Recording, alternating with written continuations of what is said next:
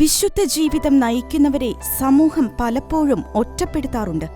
എന്നാൽ താൻ സ്നേഹിക്കുന്ന തിരഞ്ഞെടുക്കപ്പെട്ടവർക്ക് ദൈവം വിശുദ്ധ സൗഹൃദങ്ങൾ ഒരുക്കുന്നതും ചരിത്ര താളുകളിൽ നാം കാണുന്നുണ്ട്.